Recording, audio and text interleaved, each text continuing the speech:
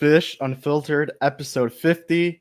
Not the episode you guys expected, obviously. I think we made the announcement that Skip Schumacher was going to be joining us for special episode number 50, but unfortunately, I think you all know why he is not on here today, and that is exactly what we're going to talk about. Miami Marlins general manager Kim Ng and the Miami Marlins have decided to part ways.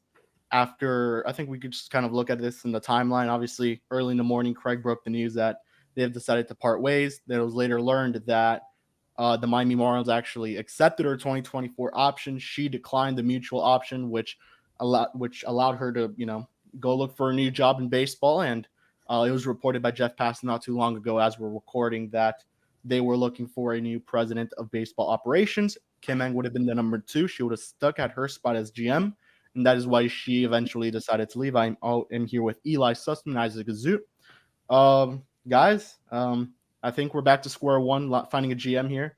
Obviously, that is for YouTube. You could see that there is the statements. I'll just read them out. Miami Marlins announced today, let me read them out, Kevin. From Bruce, we have Bruce's perspective first. These are the two sides of the issue. From Bruce, we have that the Miami Marlins announced that Kim Ng will not be returning as the club's GM, although the club exercised its option for return in 2024. As you explained, Kim declined that option. More from Bruce, we will immediately begin a thorough and extensive search for new leadership as we plan to continue to invest in the Marlins organization, both on and off the field. We are committed to our fans and the South Florida community and look to build off the momentum of the great progress of this year. So then we have Kim's response from Tyler Kepner of The Athletic. He's a longtime New York-based guy who has a long relationship with Kim. And she said last week, right after they got eliminated from the wild card series, Bruce and I discussed his plan to reshape the baseball operations department.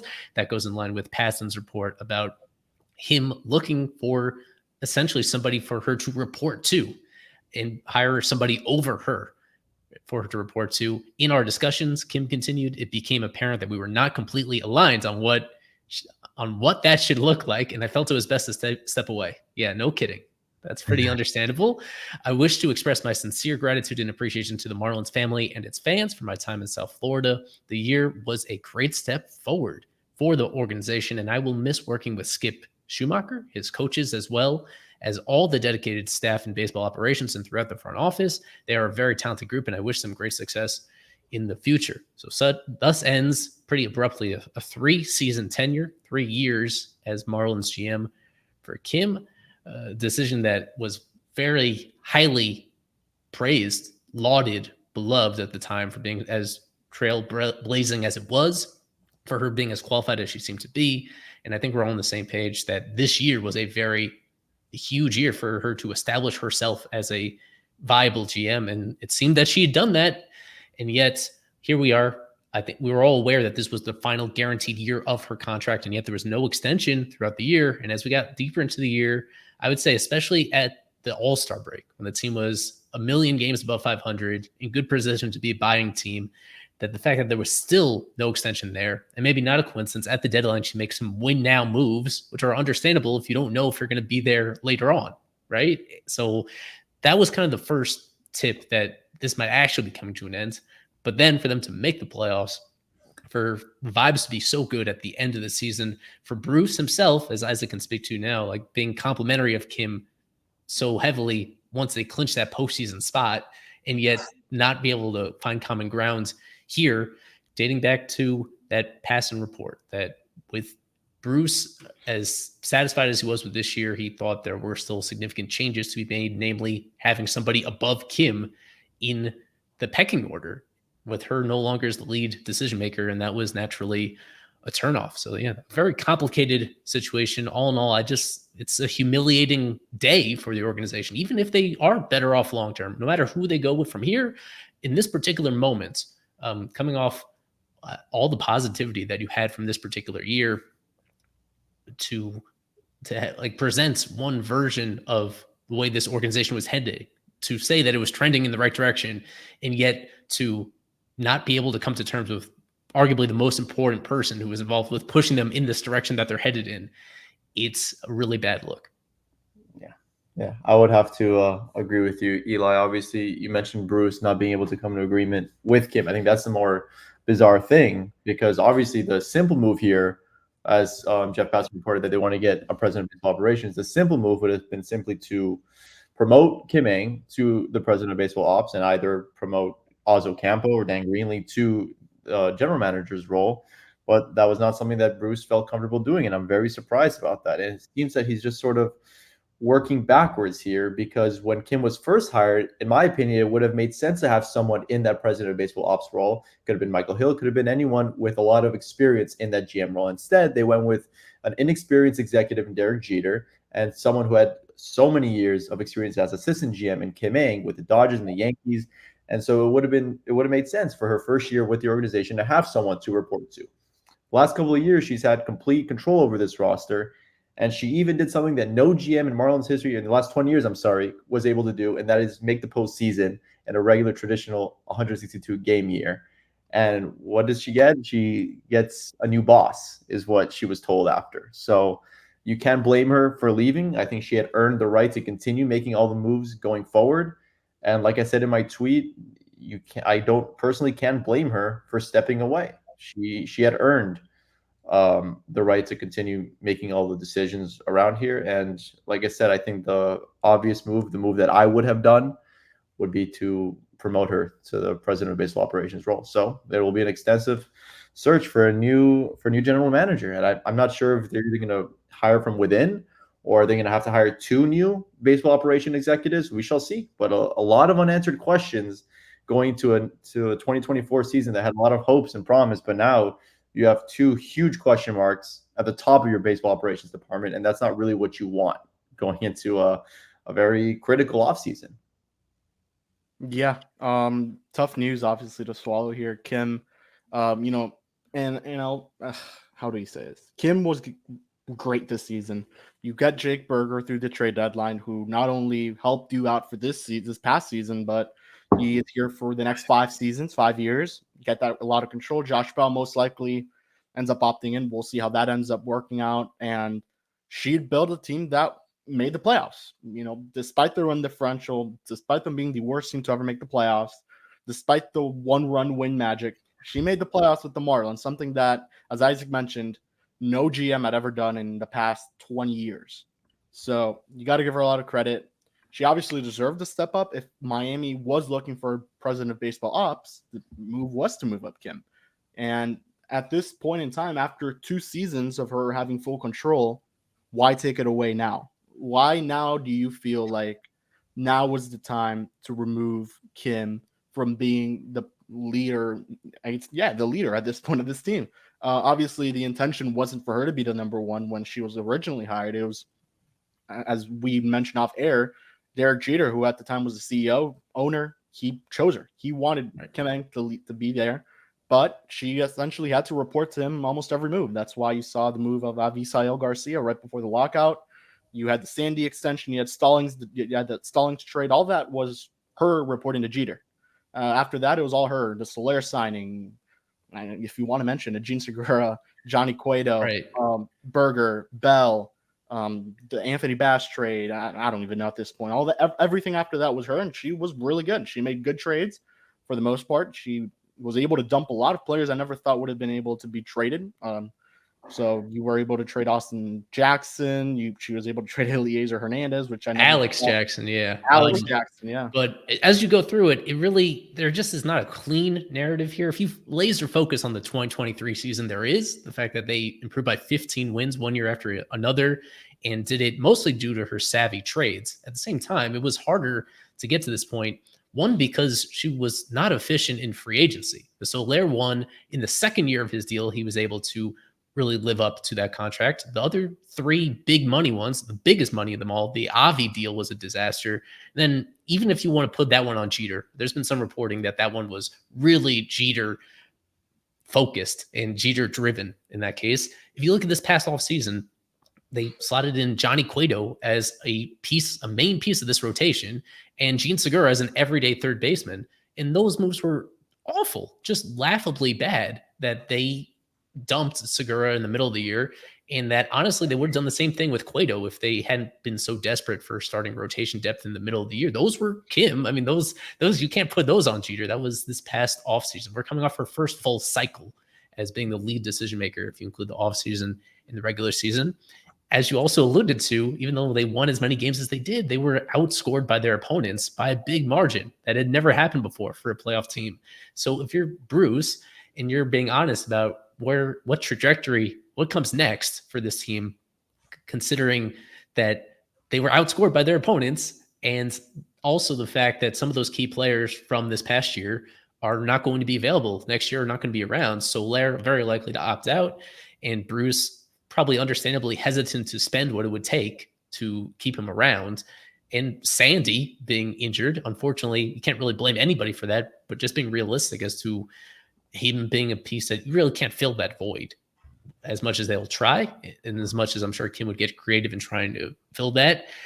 The other aspect of this is that the farm system has not improved whatsoever. It has quite the opposite. It has gone down. And it's not only about her trading away some of those players to improve the team right now. It's about the development, whatever changes they've tried to implement over the last 3 years. And really, I guess you could say that one is tricky to pin on, because that's the one that takes the longest to really see difference happening. And it's only been a year and a half since Gary Denbo has been out of here. This past year, covering the Marlins farm system was really depressing. The top performers in this organization as minor leaguers were guys who are almost as old as I am. Troy Johnson and Patrick Monteverde and Dane Myers. And those are great stories, but they're lacking so, especially on the hitting side. They've completely failed to figure out a way to put these guys in position to become well-rounded hitters and projected as everyday regular hitters. The farm system is deplete of that right now. So that is one aspect of it, where if you look at teams that are small market teams, and that's partially on Bruce, if he's insistent on running his team this way and not wanting to have a high payroll, you need to have homegrown talent succeed. And there is really so little of those candidates in this pipeline right now that Kim has oversaw, including with some high draft picks. I don't know how much you want to pin that on her, but I think it's been pretty apparent that those last few early round draft picks have also, those guys in particular, have not been fast tracked to the majors the way that you hope they would when you're in a position to make that kind of draft. So there were issues going on here. I think the bottom line is the way she brings a lot to the table in terms of just not only her transactions, but a lot of the intangibles. There has been a whole lot of testimony, both from people inside the organization and around all baseball, about her as a leader. And for that to lose that brain power and that leadership ability from your organization, even if she wasn't perfect, to just lose that, and very likely to lose it to another major league team this coming off season or in the future, and have her as a rival, that's really deflating for this organization. And the fact that you might have to, you're at this crossroads as an organization where you feel like it's a worrying time in terms of how long is it going to take them to get back to the postseason. It's a big undertaking that they have to go through, and they're going through it at a time where you thought that continuity would be great. Continuity is what you love to see from sports organizations. It's, to me, the one major issue that the Marlins organization has had their entire existence. They don't stick with something. There's no continuity between ownership or from the front office or from managers or from players. And that makes it really hard to be a fan in this moment. Even if this proves to be the right thing, this is a really stressful day for fans that just want to know what's going on. The one thing else I'll add is that she hired Skip. Obviously Skip got the rest of the staff, but that was, right now it's looking like a phenomenal hire. There's no other way to say it. He will be an NL Manager of the Year finalist. He took this team to the playoffs in the first year as a manager, and he's bound to be a great manager moving forward for Miami. So give her a lot of props to that. And then obviously, if you guys were looking at Bear Jackson's Twitter, all his stuff, he was mentioning that they kind of want to go in that direction where they do develop a good farm system of talent, kind of like what we see now with Baltimore. Obviously, Atlanta at the time had a great farm. You had Strider in there, a lot of homegrown talent, and that's kind of the direction that it looks like Bruce wants to go. And obviously, I think candidates will be targeted based off of that type of stuff, and we'll get into that soon. But I guess Isaac, anything? And the last thing I'll say is, yeah, Kim Eng was not perfect, and I think you look at next season. I think all three of us could agree this team's not going to be much better than what we saw in 2023. Sandy, Bell, Soler, all likely gone. Yes, Sandy's literally gone because the injury, but Bell and Soler likely gone. You may lose a couple other free agents here and there. It obviously looks like they're not going to spend too much. They're going to try to make more trades than anything. So you could say that this team's going to be worse than in 2023, and they're probably not going to make the playoffs. Now, I hope they do, and I do. Obviously, we all cheer for them to make the playoffs because this past season was phenomenal, but who knows? I mean, aside from this past year, Kim Eng has been part of, I believe, 390 lost seasons, or would have been part of them, because who knows what happens in 2024, but all points that they're not going to be very good. So, Isaac, anything else? And then we'll move on to, I guess, a couple candidates, and then I want to talk about Barry's tweets. Yeah, as Eli echoed, it's objectively a negative day for the Marlins organization, no doubt about it. If you want to sort of try and pry a positive, it's that it wasn't because the Marlins were cheap. The Marlins wanted her back in some capacity. They exercised that mutual option, and obviously, takes two to tango. So she was not down to do that, and not only were the Marlins willing to pay her what they had agreed, they were also willing to spend money on a president of baseball operations. So clearly, money does not seem to be an issue at this moment, which is fantastic news for a team in this market. But still, nevertheless, I don't think this was handled the best of ways, but we'll see. Maybe who knows what Bruce has planned. But we always did wonder during the season, who exactly is Kim reporting to? It was only Bruce, and Bruce has admittedly said he's not exactly the biggest baseball guy, so it was hard. We figured it would be hard for anyone to gauge how well Kim was doing. But obviously, us quote unquote experts here, we thought she did a fantastic job all year long in making these trades, being a buyer at the deadline, and both of her deadline acquisitions. You want to include David Robertson, all three of them were really net positive.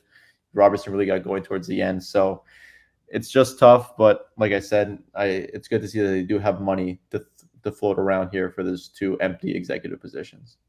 And I think we could kind of come to the agreement that they may try to look for both positions, GM and president of baseball ops. I think that was the intention that Bruce had originally.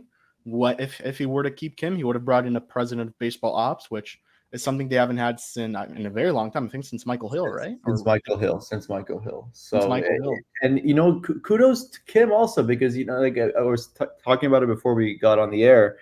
Was it her ego saying like, no, I'm not going to report to anyone. Look what I just did with this 26-man roster. You know what? Like, good for her. She just did this. Michael Hill couldn't do it. Larry Beinfest couldn't do it.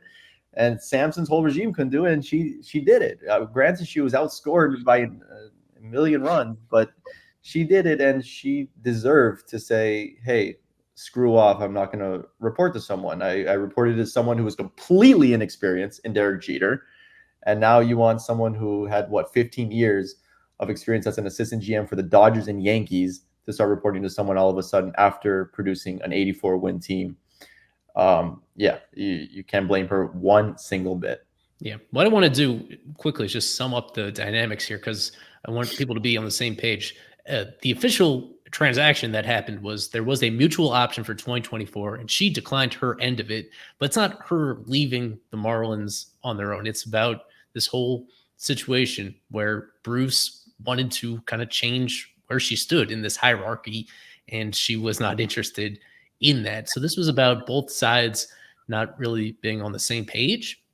And again, that's really unfortunate here that we got to this situation in hindsight. And we were saying at the time that it would have made a lot of sense to extend her early in the year, perhaps when she didn't have the leverage to expect a baseball operations title, or when it would have been, maybe it just would have been cheaper to move her up in that position. Now that they face the competition, namely from the Boston Red Sox, they're the big team that has an opening for that top baseball position at this exact moment. That I think it's really not, you don't need hindsight to say that it would have been great to get this resolved early in the year, given that the way that things were headed in this direction, and have her in place there. And they waited too long. And so this one, I don't know if you could say down to the wire, but they were negotiating after the end of the season, trying to get on the same page here. And it's disappointing that it got pushed back as far as it did, because I think it would have been easier for everybody to get this done if they had been more proactive from the Marlins perspective, trying to get the contract results a lot sooner. I think the best way you could look at it, I Sorry, think the best way you could look at this is kind of from the Mets perspective. They brought in David Stearns, Epler left. They're essentially Kim left before they brought in the president of baseball ops. It's kind of a way to look. You could look at it. And what were you saying, Isaac? Just a couple of things are interesting here because Kim Ng was a general manager for 3 seasons, and granted, that's not a lot of experience at that position, so you don't necessarily see a lot of upward trajectory in your career to go all the way to baseball operations in that short amount of time. So you do understand that part of it, but also Bruce Sherman had no president of baseball operations the last 4 years anyway. So why did that change now? Why didn't he hire one either the first year that Kim was here or the last couple of years after Jeter had left? I don't know why after the postseason year that they decided to really attack that role. So I think that's very interesting, and he'll address it. Inevitably, there's going to be a press conference. So I think we're going to get all the answers we're looking for from Bruce. Obviously, and I think that kind of goes back to the Barry Jackson stuff, Isaac. They want to build something sustainable that includes the farm system, developing talent, bringing up guys. Obviously, we mentioned it. Khalil Watson's not even with the organization anymore. Jacob Berry hasn't been very good. They haven't been good at drafting. I think that's the best way to put it. And not only drafting, they just haven't been good at developing players. You look from top to bottom of this organization, there's no blue chip prospect. There never was since the start of Bruce Sherman's time here in Miami. Well, it was one, Yuri. Well, Yuri, yeah. But, there's no blue chip offensive prospect. You can make the case there, unless I'm missing one. But right now, your best offensive bat is Victor Mesa Jr. or Jacob Berry.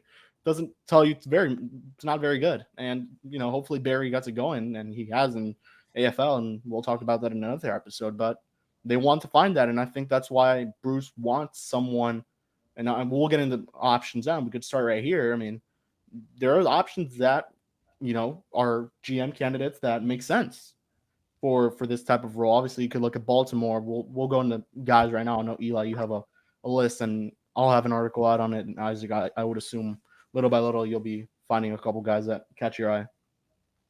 Yeah, I mean, for me, it just starts with the obvious choice. I know for some reason, former Marlins president David Sampson tweeted out his opinion, and then he said maybe it'll be a name that you've heard before.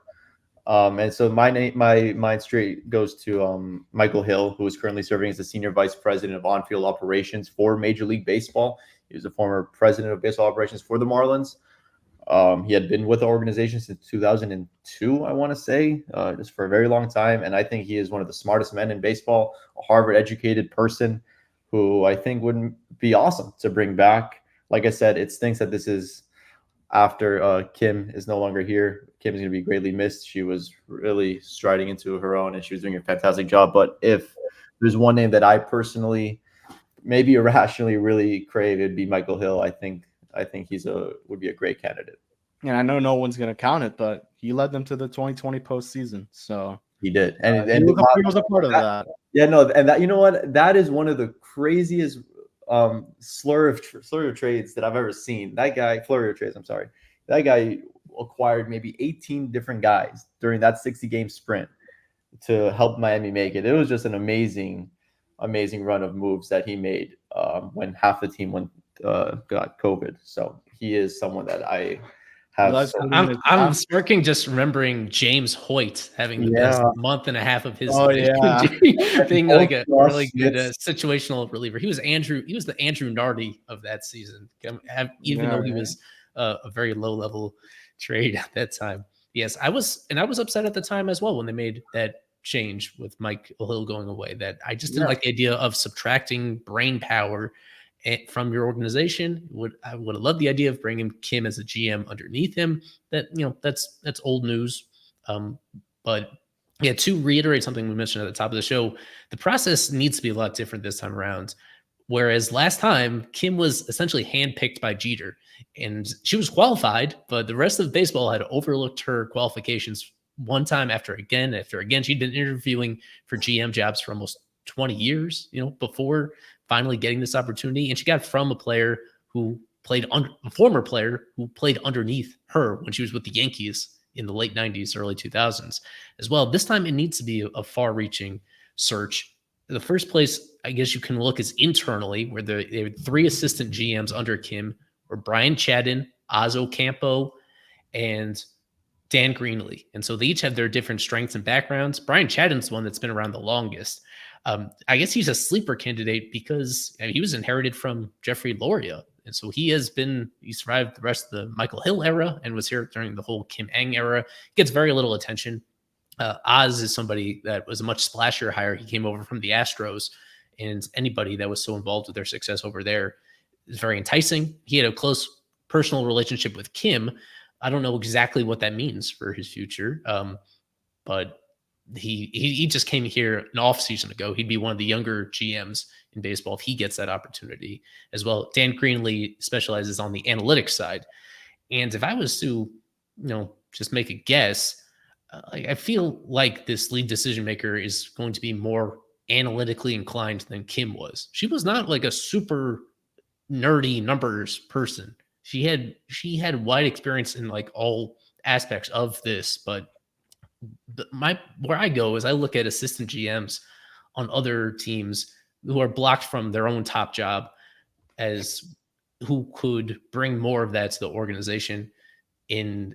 Generally leads you to do more with less. If your owner is not going to spend as much money, being able to really put all this to standardize all your best practices and to use the technology to your advantage to identify under the radar players.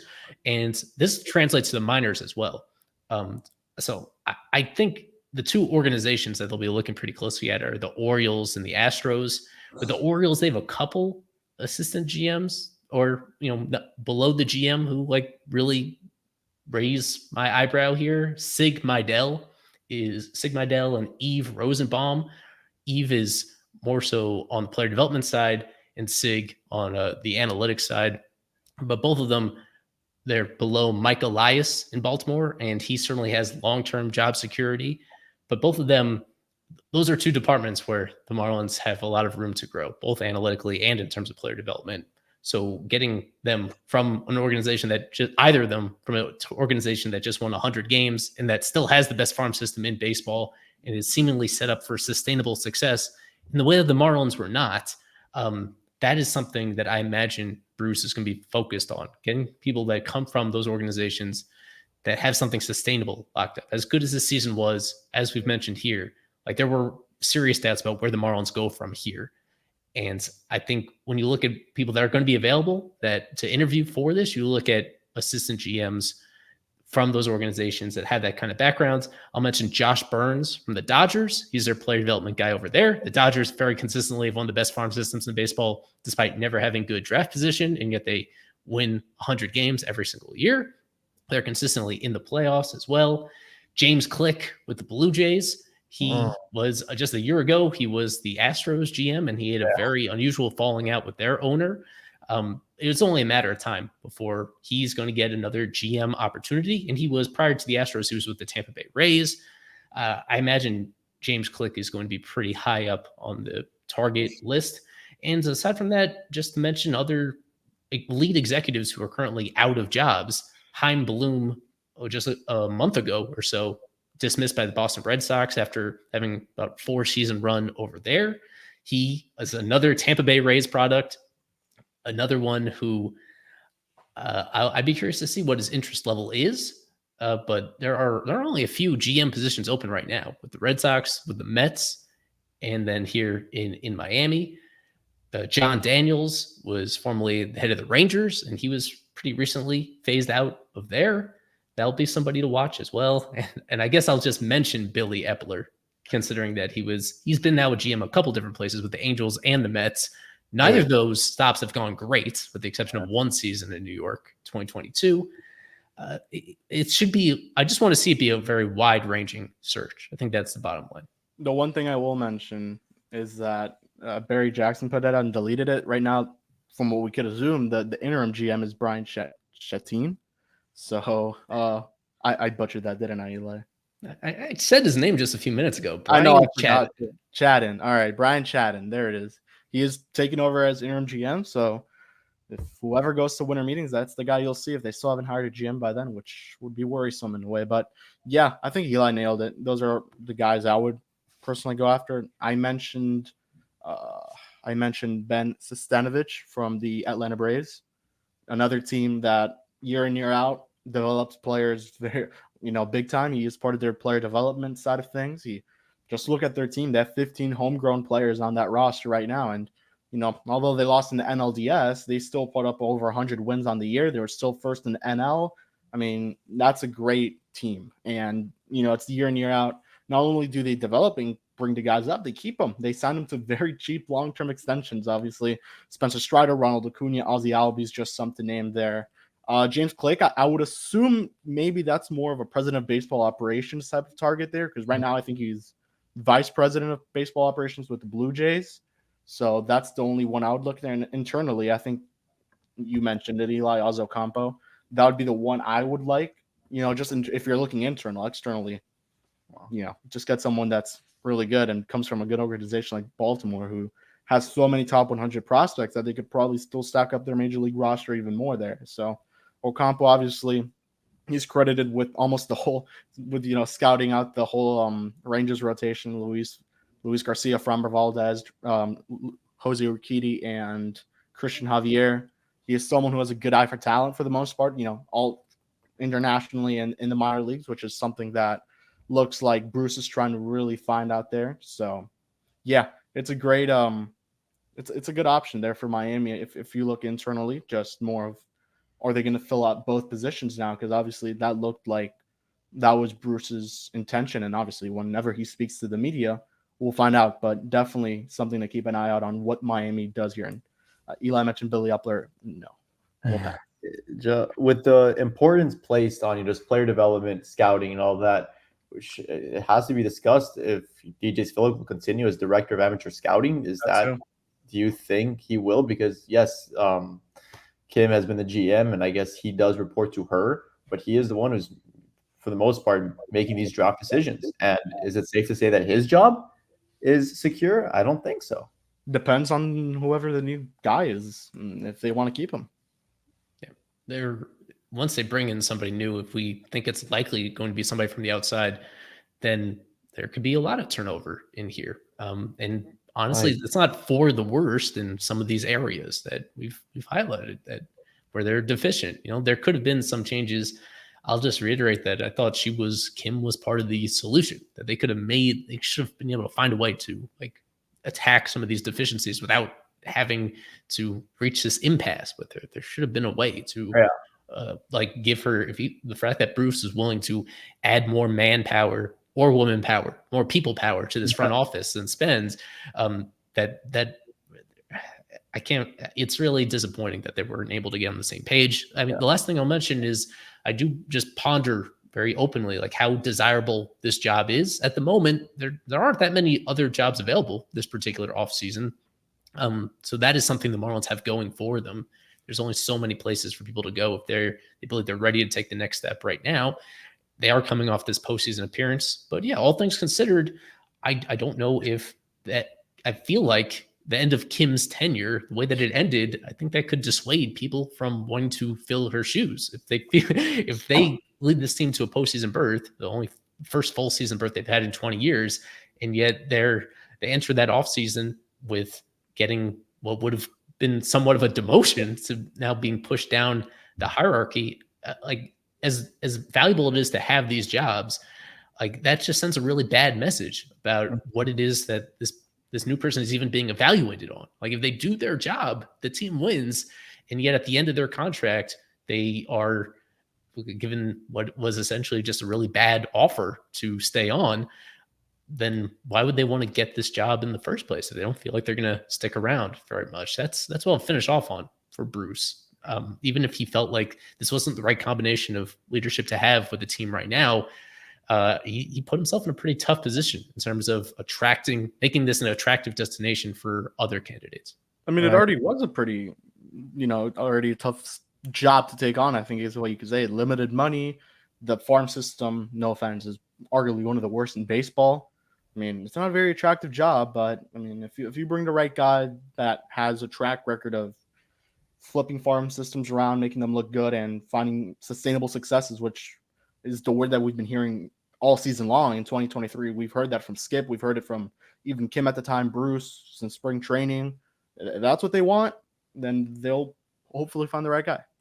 Yeah, you guys mentioned James Click. I mean, he was let go after winning the World Series. So I think this does happen in this industry. It is a business at the end of the day, but I think there was a failure in the sense that there was not apparently a lot of transparency or communication between Bruce and Kim. Maybe if she had been let know that there would be a president of baseball operations at some point, but I don't think Kim would have walked away if she had maybe known that this was coming. It seems to me that she was taken by surprise. And like I said, if there was some transparency and communication throughout the year or throughout her tenure here, then maybe things would have played out differently. And obviously, they give out that Executive of the Year award, and if Kim wins it, Oh my God! In all likeliness, she could, because without she could, and if she does, it'll be a bad look on the Marlins. I'll tell you that much. I don't think she will win it, but that is funny. She's going to be a finalist at least, or close there. She turned around a team. Yeah, so I think we could end it here. Obviously, not the episode any of us expected for sure. The expectation is to have Skip on for the next episode. We'll be talking to him, see when we could do it. But definitely, if it's not sometime this week, next week, we'll get Skip. He is for sure going to be the next guest on the podcast. So, Eli, Isaac, anything else before we wrap it up here? No. Yes, like you mentioned, episode 50. We were looking forward to Skip, but obviously understandable. We had to postpone that episode. He gave me plenty of lead time. We are looking forward to recording with him, hopefully at some point next week. And there's going to be a lot of fun things to discuss, including this, including the parting of ways with the person who hired him. So very much looking forward to that. And yeah, like I said earlier in the show, there will be a press conference at some point, and we will have you all covered here at Fish on First. And I guess the last thing I'll mention very, very quickly is I saw a couple of people on Twitter put it, Skip's not going anywhere. Throughout the interview process, you will 100% assume that they will be talking to whoever candidate, and they'll tell him Skip is here to stay, as well as the staff. So if you're taking this job, it has to be with him. So, and I would think every general manager candidate would say that's fine because he will be an NL manager finalist. I think Torey Lovett will end up winning it, but he's been great, and something else to note, he has just 1 year left on his contract, moving after this, entering 2024 with that, I believe, a club option going to 2025. So last thing I'll mention there, but yeah, from Isaac, Eli, myself, we'll see you guys hopefully next week, and peace out and go Fish.